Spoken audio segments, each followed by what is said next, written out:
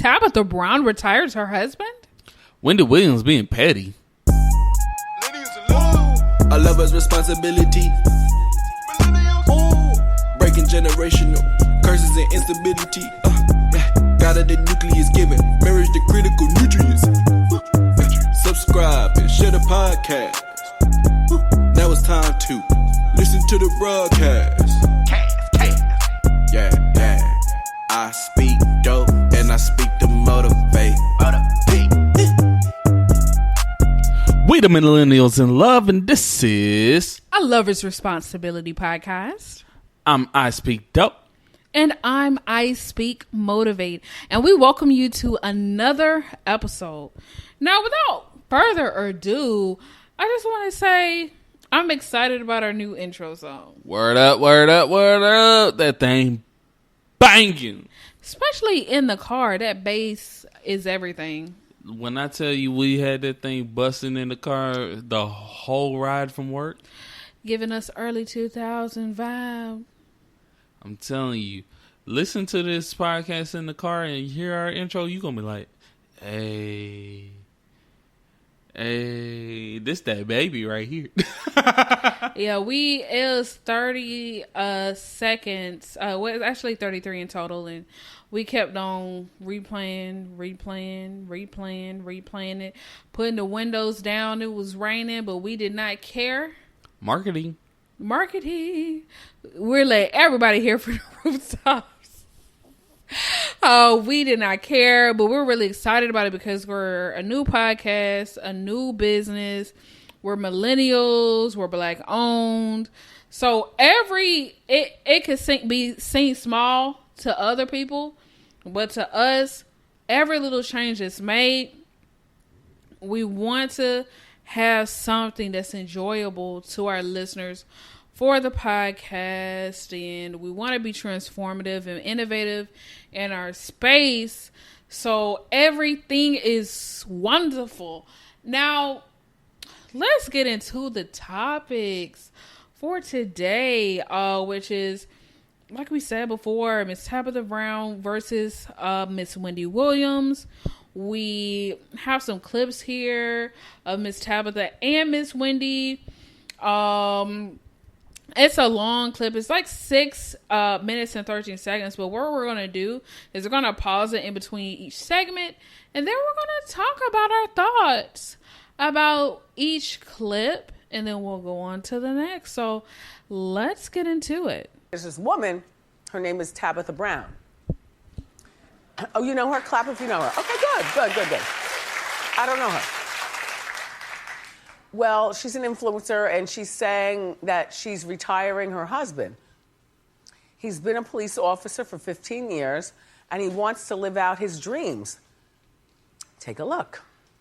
I have said to him, babe, it's time. It's time. It's time for him to dream again.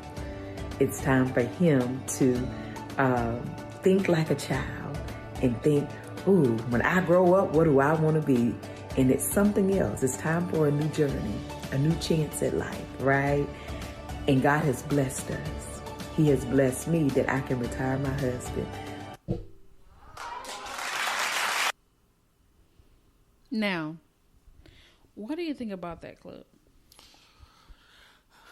I am totally in agreement with what Tabitha's saying, because we currently have that same mantra in our household. If one of us gets to a point where we have gotten to retire the other one, Definitely gonna happen. that it's definitely going to happen. We're going to be like, quit, pursue what you want, and let's grow together. Yes, go full throttle with it. I think it's so beautiful to see it, because here with us, and the purpose of this podcast, why we want to credit, is to uplift marriages, having God as the center of your marriage, supporting each other, being the ultimate teamwork, having the power couple status, which is supporting each other in God's purpose for your lives.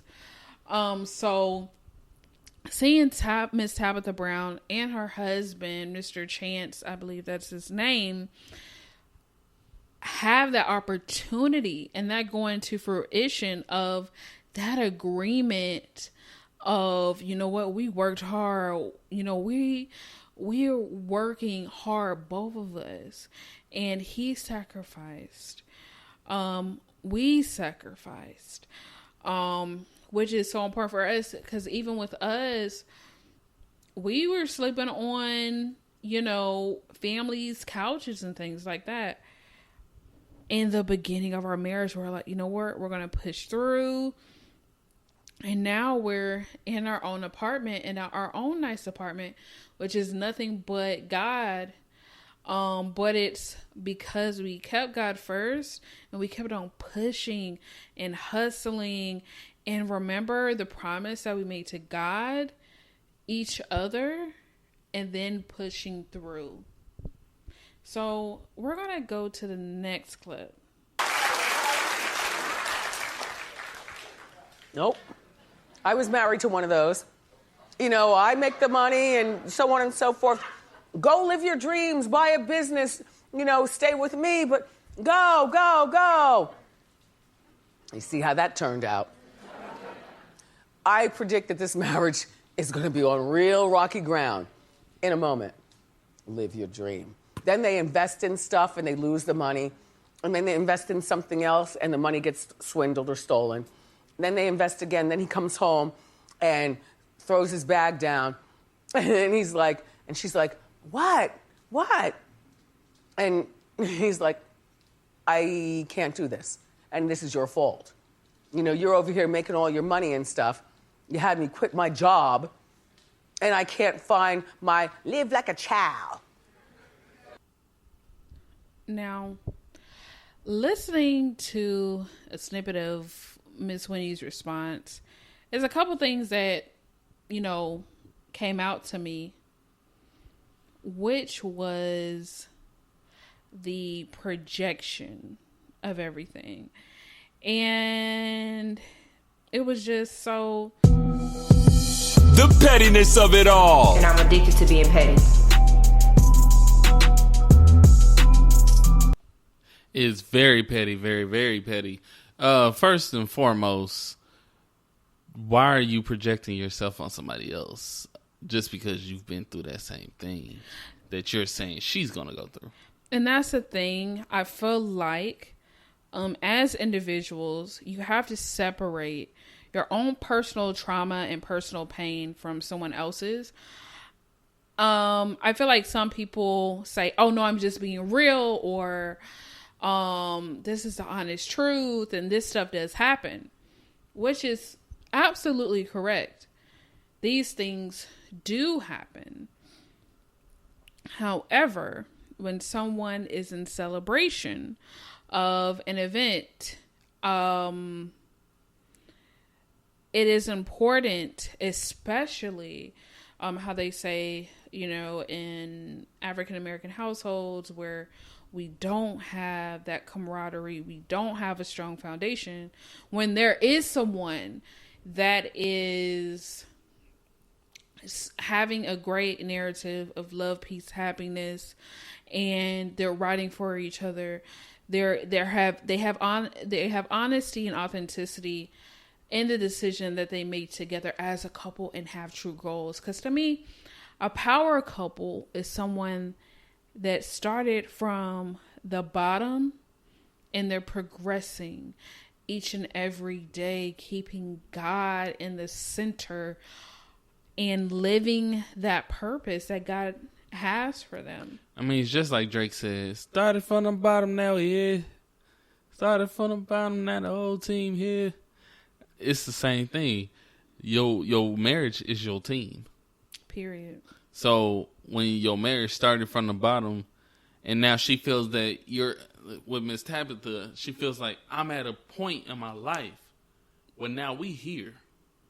We at a point where you can retire. You can live the life you always wanted instead of being something that, yeah, it was making you money, but it wasn't making you happy. Right.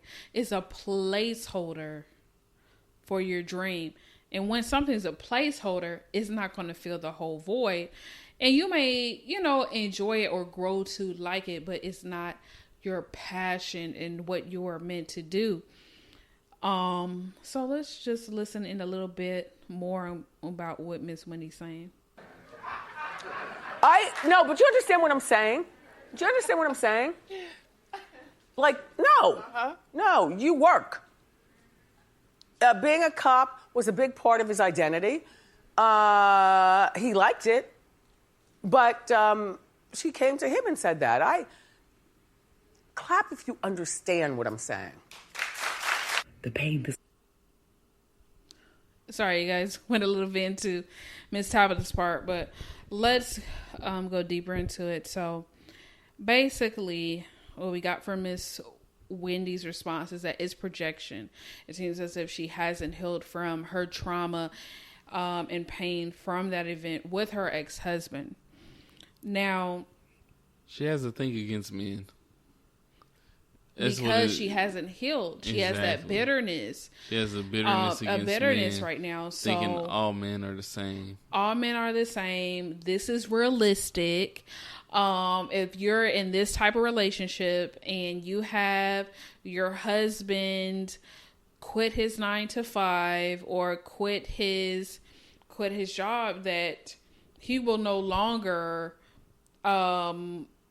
be the same afterwards, and it'll cause stress in your marriage.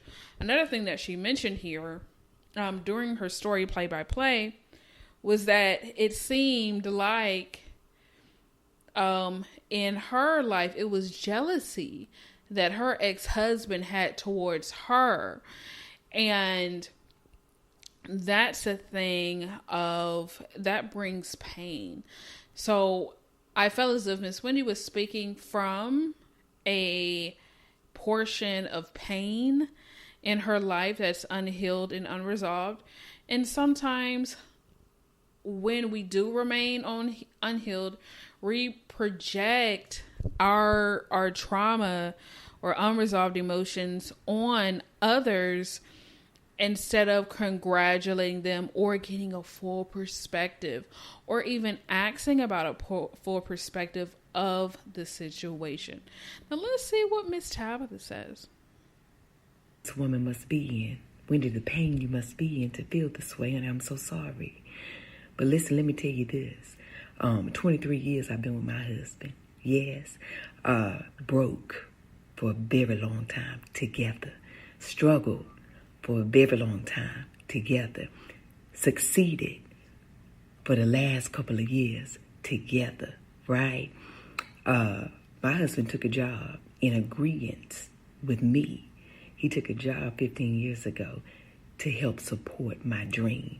And I know you may not know what that looks like in a genuine place, right? But this was an agreement that my husband and I had. And I told him 15 years ago, oh, babe, in 5 years, I'll be able to take you out of there so then you can pursue one of your dreams that you love. Right now, I was his dog in the fight, okay? And he believed in me. And we did it together for the last 15 years. I did every year with him at LAPD, and he did every year with me with rejection and no's in this entertainment industry, right? However, God has blessed me. He has allowed me to manifest. I've been praying on this for a very long time, and it has now come to pass. That is the power of God. It's also the power of allowing God to be first in your marriage, okay? And that is how it remains successful. We keep him first. He is first in our marriage. Not money, not business, not success, but God. He's first, okay? So this is my prayer for you.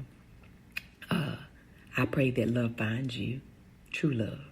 I pray it finds you and it holds you tight. I pray that someone will love you enough to see you when you are not well, to see you when you need true support, to see you when you need compassion, to see you when you need kindness. I pray that somebody loves you enough to sacrifice their life for you. I pray that type of love finds you so that you can understand why I don't want my husband to put his